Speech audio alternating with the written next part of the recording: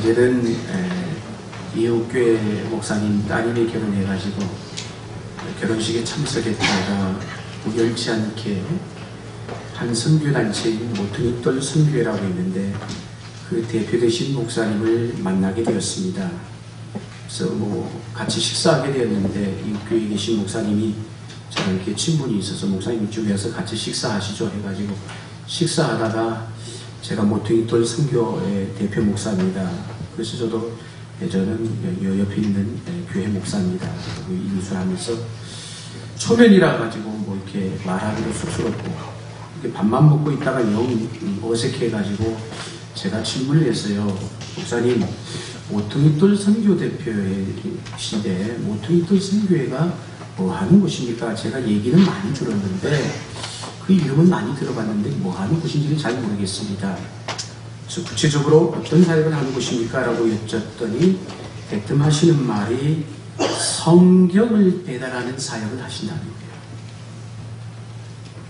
그래서 다시 밥을 먹다가 궁금해졌습니다. 제 기억으로는 성경을 번역하는 선교단체는 꽤 많은데 성경을 배달하는 단체는 제가 처음 들어봤어요. 그래서 그러면 거기는 배송만 하는 단체이니까 그랬더니 목사님 하시는 말씀이 예전에는 자기들도 성경을 번역하는 일을 했었다는 거예요. 번역하는 일. 지금은 배송하는 사역을 주로 하신다는 것입니다. 그럼 어디에다 배송을 합니까? 했더니 주로 이스라엘, 중국, 북한 여기 성경을 배송한다는 것입니다.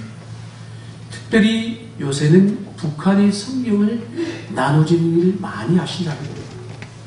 그럼 북한 땅에 성경이 들어가기가 쉽지가 않죠. 그러시면서 주머니에서 아주 자그마한 새카맣게 생긴 책은 하나 있겠거든요.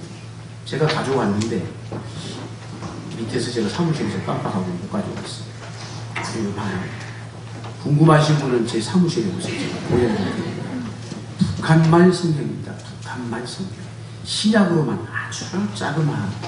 여러분 들어보셨는지 모르겠어요. 옛날 차인표 씨가 등장한 탈북자를 다룬 영화인 크루싱이라는 영화예요. 이 성경이 등장합니다. 천정에서 이 성경이 뚝 떨어져요. 바로 그 성경이라는 거예요.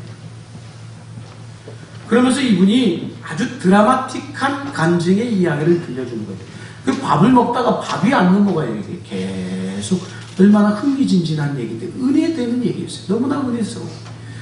어디서 쉽게 들을 수 있는 이야기가 아니었어요. 한 3년 전에 있었던 실화입니다.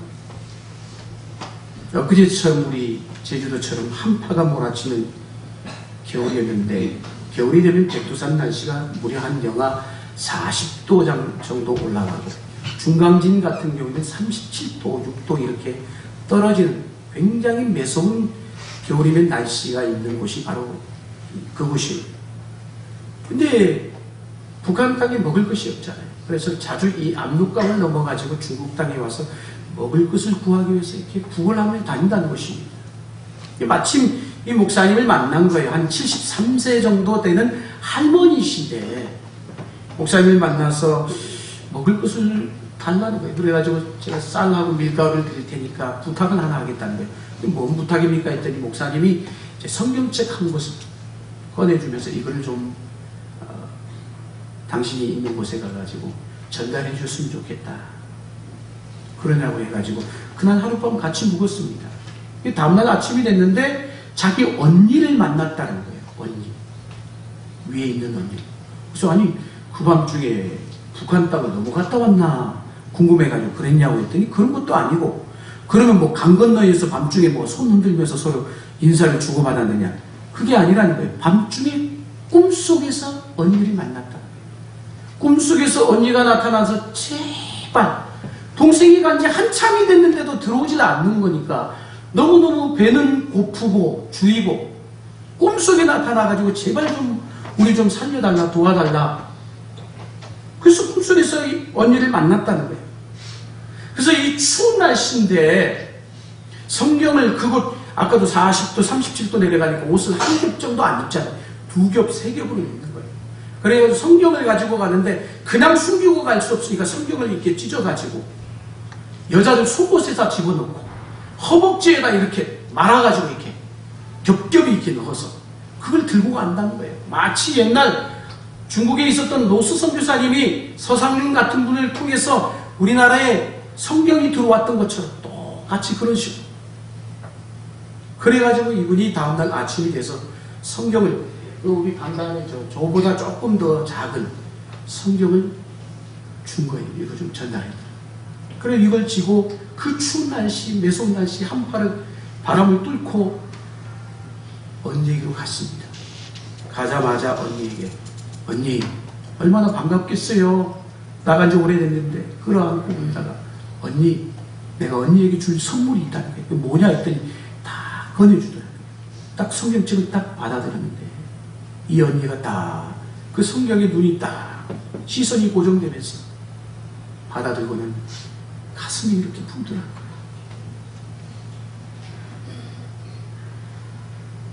그리고는 이분이 성경을 가슴에 품며 성경 암송을 한 8구절을 쭉 암송을 하더라고요. 그리고는 성경책을 펼쳐놓고 자기가 암송했던 말씀을 대조를 하는데 너무너무 기쁜 거예요. 자기가 암송한 것이 틀리지가 않은 거 확인이 된 거예요. 너무너무 감격스러워 가지고 동생을 끌어안고 울면서 이북 땅은 이처럼 우리나라 창문이 아니잖아요. 창호지문이에요. 창호지문. 혹 누가 들을까봐 소근소근 얘기하는데 동생아 내가 이 성경책을 만나기 위해서 이 책을 만나기 위해서 또 크게 말할 수 없잖아요. 표현한 거예요. 뭘까요 이게? 이 성경책을 만나기 위해서 내가 50년을 기도했다는 거예요. 50년. 그래가지고 그 성경책을 끌어안고 울면서 기뻐하면서 사랑하는 성경 눈물을 쭉 흘리더라는 것입니다. 여러분 우리가 이처럼 편히 앉아가지고 말씀을 볼 수 있다는 게 얼마나 귀하고 여러분 복된 일인지 여러분 아셔야 됩니다. 그 성경책을 만나기 위해서 50년 동안 제가 그 얘기를 듣는데 코끝이 찡해지면서 여러분 우리는 예배 시간에 성경책 가지고 나오는 것도 힘들어요. 우리 교회 비치되어 있는 성경책을 보시는 분들도 계시죠. 미안하죠.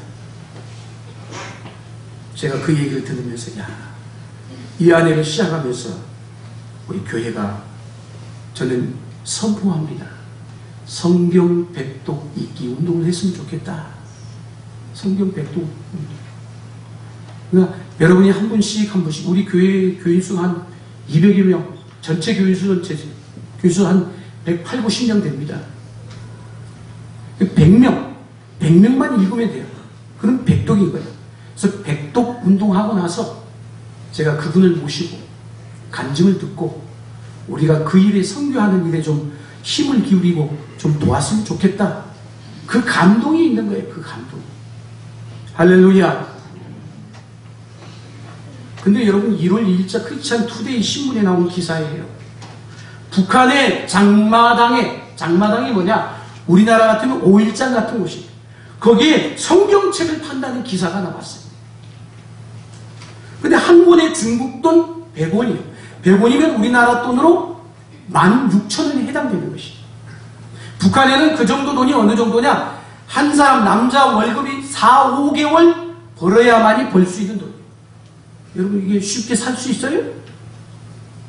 어려운 거예요. 그런데 목숨을 걸고 그들에게 돈은 목숨과도 같은 거예요. 한 끼 양식을 구하는 것도 힘든 마당인데 그 성경책 한 권을 목숨을 걸고 산다는 것입니다. 그게 기사가 난 거예요. 사랑하는 여러분, 오늘 이 시간 이 말씀을 우리가 들으면서 기왕이면 이 시간 나오셔서 1시간 예배를 드리잖아요. 말씀 앞에 집중할 수 있기를 주의 이름으로 간절히 축원합니다. 여러분, 새해 들어서 정말 묻고 싶은 게 있어요. 하나님의 말씀대로 살고 계십니까? 하나님이 우리에게 말씀하시는 그 말씀대로 살고 계시는가? 정말 하나님의 뜻대로 살아야 된다는 마음을 여러분 굳게 가지고 계시느냐는 것입니다. 마음속에 아직도 혹시 그 점에 대해서 분명하지 않은 분이 계시다면 마음 중심을 다시 한번 분명하게 할 수 있길 바랍니다. 하나님의 뜻대로 내가 반드시 가야 하겠다. 하나님의 뜻대로 내가 반드시 가야 하겠다.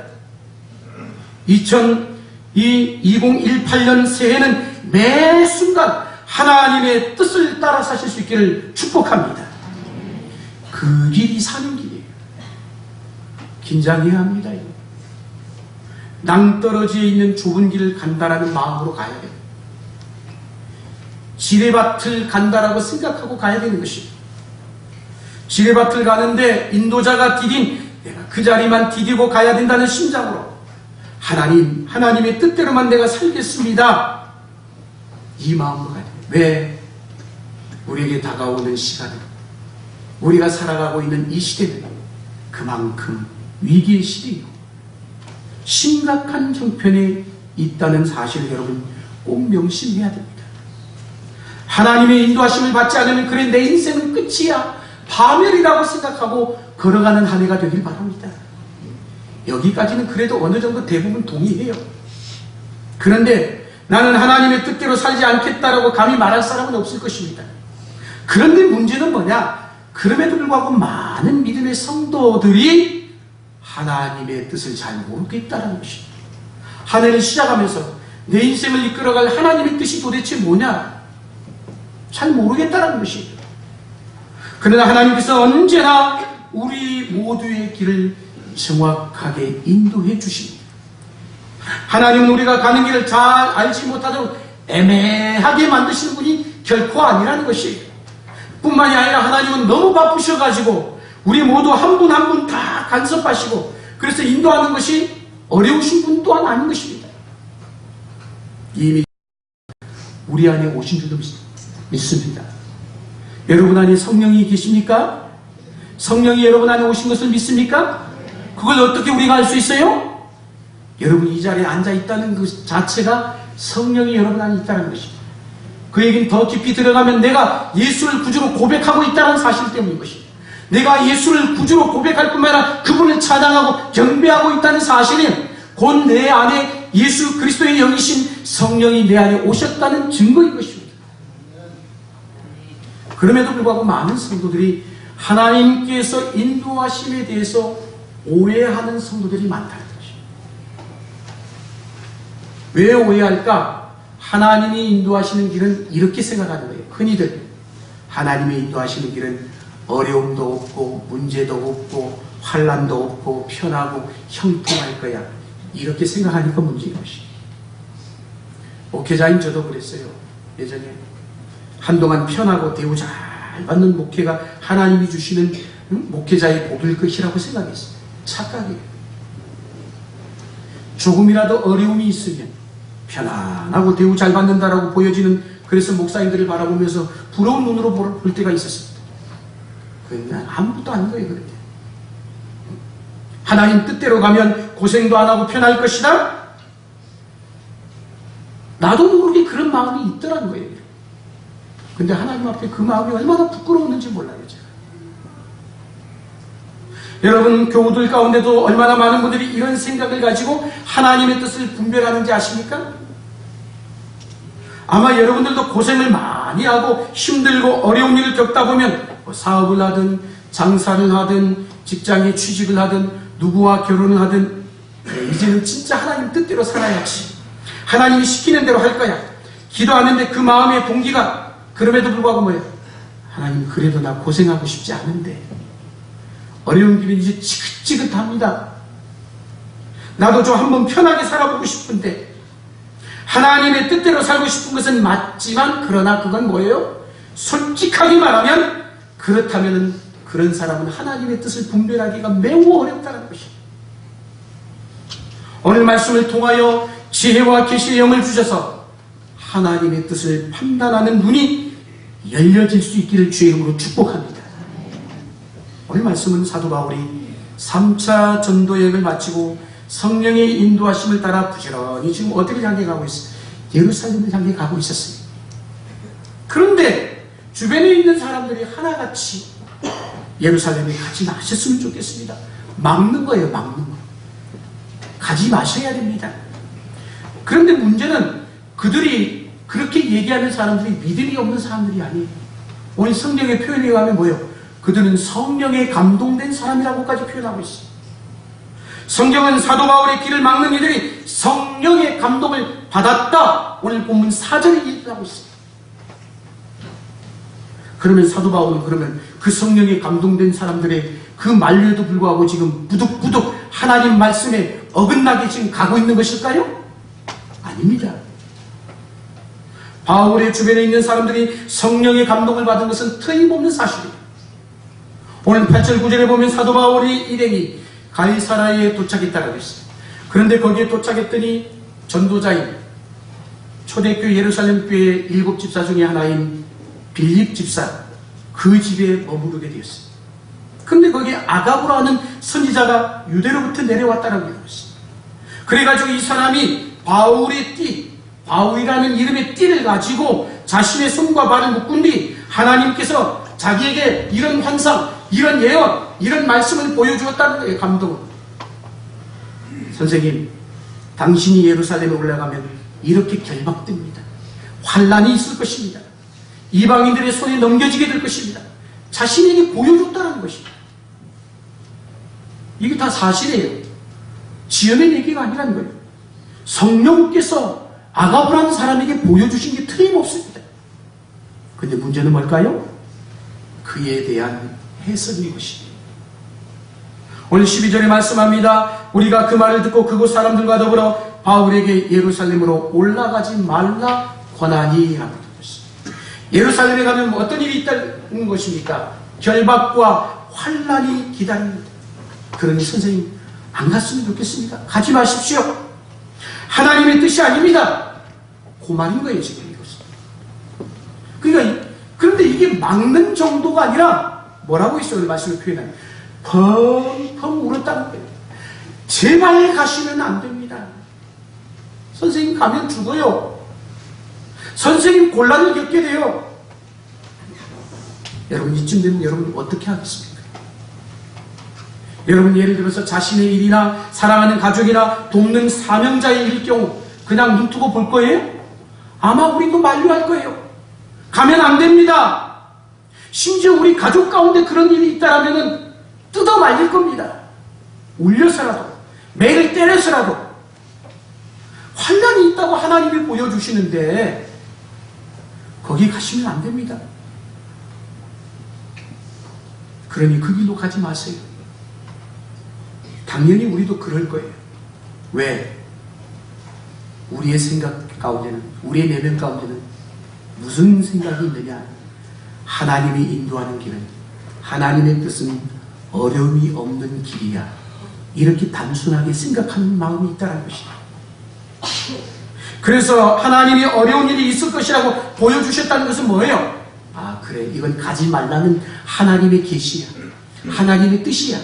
흔히들 우리는 이렇게 생각한다는 것입니다.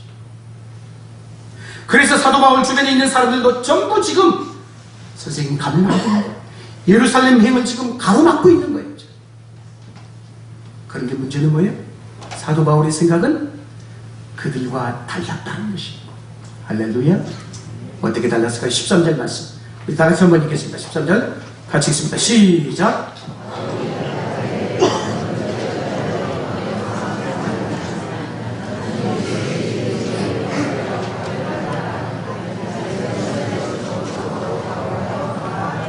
아멘. 사도 바울이 장차 예루살렘에 가면 결박당하고 환난당할 것을 알았다 몰랐다? 알았다는 거예요. 그런데 문제는 해석이 다른 것이에요. 사도 바울은 성령께서 예루살렘에 가면 결박과 환난을 당하리라는 것을 미리 가르쳐 주신 것은 결박과 환난을 당할 때 그 결박과 환난을 피하라, 도망치라, 두려워하라 그 말이 아니라는 것을 깨달은 거예요. 그래서 나는 간다라는 것입니다. 환란이 있지만, 결박이 기다리고 있지만 이상하게 생각하지 말라는 거예요. 예루살렘 사람들이 너를 결박할 때, 만약에 내가 어려움이 당할 때 결코 이상하다고 생각하지 말라는 것입니다. 이미 내가 너에게 그런 일이 있을 거라고 가르쳐 주는 거야. 그걸 기억하는 거야. 그리고 너는 절대로 피하거나 도망하지 마라. 오히려 붙잡혀라. 사람들이 너를 결박하면 묶임을 당해라. 어려움을 당하면 그냥 받아들이라는 거야. 사도 바울은 바로 그렇게 해석을 한 것입니다. 사도 바울이 그렇게 말을 하니까 나도 죽어도, 나는 이미 죽어도 하나님께서 주님 뜻대로 내 생명을 바쳐도 조금도 아까워하지 않기로 결심을 이미 했으니 나는 갑니다. 몰라서 내가 가는 게 아니라 환란이 있는 것을 알지만 그것이 주님의 뜻이기에 나는 갑니다. 그제서야 오늘 어떤 결론이 맺어졌어요? 그제서야 제자들이 사도 바울을 더 이상 막지 아니하였다라고 이라고 했습니다. 그게 14절의 말씀입니다. 사랑하는 성도들, 14절에 뭐라고 했어요? 그가 권함을 받지 아니하면 우리가 주의 뜻대로 이루어지이다 하고 그쳤다라고 이라고 했습니다. 할렐루야. 사랑하는 성도 여러분, 오늘 이 말씀을 통해서 우리에게 주신 교훈이 매우 중요하다고 생각합니다. 우리가 하나님의 뜻을 알려고 할 때 조심해야 될 것이 있어요. 하나님의 뜻을 분별하는데 우리의 기준은 항상 어떤 기준을 가지고 살아가느냐? 편한 길일까? 그 길이 쉬운 길일까? 어려운 길일까? 이것으로 기준을 삼는다면 결코 하나님의 뜻을 분별하는 데는 오리무중일 수밖에 없다는 것입니다. 하나님이 인도하시는 길이 무조건 편안하고 잘 되는 길이라고 생각하면 결코 우리는 그분의 뜻대로 걸어갈 수가 없습니다. 그러므로 어려움이 없고 편안한 길만 찾으려고 해서는 안 된다는 것입니다. 성령님께서 당시 많은 성도들에게, 사도 바울에게 뭐라고 했어요? 예루살렘에 올라가서 결박당하고 환난당한 것을 미리 보여주셨습니다. 그래서 어떻게 하라는 거예요? 이 말씀. 올라가지 말라고 만류하라는 거예요? 아니면 환난을 당할 사도 바울을 위해서 기도하라는 것일까요? 전자일까요? 후자일까요? 후자라는 것이에요. 하나님은 사도 바울을 통하여 하실 일이 있어서 지금 그렇게 하시고 계신 것이, 만약에 미리 알았다고 그것을 다 막아버리면, 가지 말라고 붙잡고 울고보고 난리를 친다면 그것은 하나님의 사역에 큰 회방을 놓는 일인 것입니다. 기도하라고 미리 알려주신 것입니다. 할렐루야. 대부분이 우리에게 사람을 통해서, 사건을 통해서, 때로는 환경을 통해서, 말씀을 통해서 미리 보여주시고 깨닫게 하시고 감동을 주실 때가 있습니다. 이 안에 살아가다 보면 그때 대부분이 나에게 미리 보여주신 것은 그 길이 어려운 길이면 우리가 가지 않으려고 할 터인데, 가지 말라는 것이 아니라 그 어려움, 내 앞에 당하는 문제와 어려움, 환난을 위하여 기도하라고 주시는 사인인 줄로 믿으시길 주의 이름으로 축복합니다. 올 한해 우리 교회의 표가 내게 주의 뜻을 가르치소서. 주님의 뜻은 거기에 있는 것입니다. 목회를 하다 보면은 성도들과 상담할 일이 많습니다. 어떤 때는 하나님께서 제게 지혜를 주셔서 그 성도의 문제를 해결해 주는 경우도 종종 있습니다. 그러나 대부분이 보면은 하나님께서 아무런 말씀을 제게 주시지 않을 때가 많아요. 이유는 하나예요. 하나님께서 그 성도에게 직접 말씀하시는 것이에요. 하나님은 목사를 통하여 알려주시기보다는 직접 그 성도와 교제하기를 더 원하십니다. 그래서 목사는 하나님께 어쩌면 기도하도록 권면해드리는 역할만 할 수밖에 없는 거예요. 그래서 그런 성도들 오면 대부분 그런 얘기를 해요. 목사님, 기도하십시오. 예수님 더 바라보십시오. 주님께서 반드시 인도해 주실 것입니다. 주님께서 역사하실 것입니다. 그거밖에 없는 거예요. 하나님께서 그 성도에게 하실 말씀을 사람으로부터 듣게 된다면 그것이 비록 목회자라 할지라도 기분이 좋을까요? 기분이 나쁠 거예요. 좋은 얘기 듣는 건 누구나 듣고 싶어요. 그러나 안 좋은 얘기는 듣기 싫어합니다. 모두가. 여러분이 목사로부터 성도님에게 이런 죄가 있군요. 회개하셔야 되겠습니다. 이런 말을 들으면 기분이 좋겠어요? 아마 나쁠걸요? 마음이 불편할 것입니다. 어쩌면 목사님과의 관계가 껄끄러워질 수 있습니다. 자존심 상하기도 하고 창피하기도 하고, 하나님께서 다른 사람에게 결코 무슨 얘기예요? 그 사람의 비밀을 알리길 원하지 아니하십니다. 사람으로부터 전해 들은 일은 자존심 상해서 속상할 때가 많아요. 옳은 이야기라도 하나님이 직접 말씀하시는 것은 자존심 상하는 거예요. 하나님이 직접 말씀하시면 그러나 자존심 상할 일이 없다는 거예요. 최근에 제가 어떤 성도에게 충고할 일이 좀 생겼어요.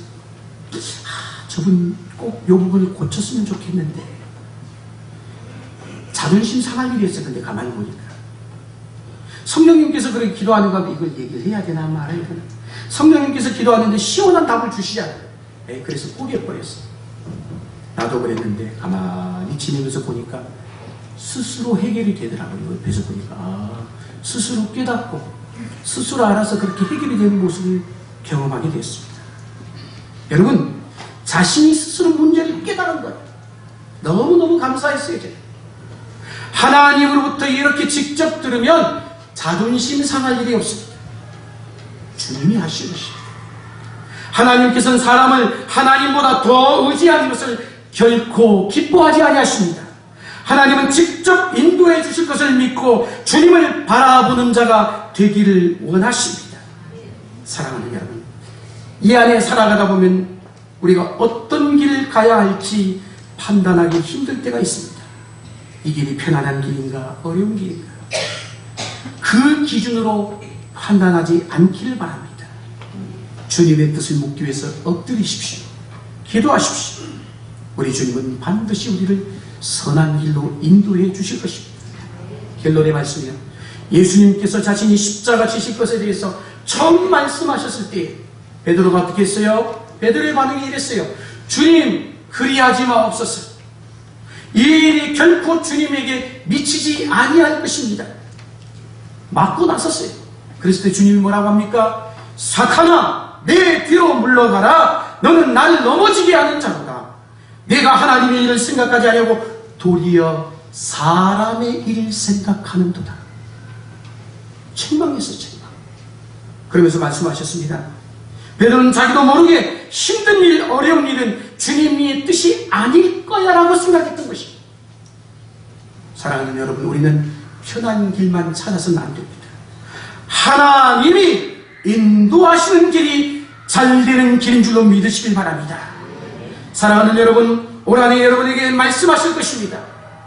말씀을 통해서, 기도를 통해서, 사람을 통해서, 사건을 통해서, 그럴 때마다 성령의 감동이 있을 때 무조건 주님 순종하겠습니다.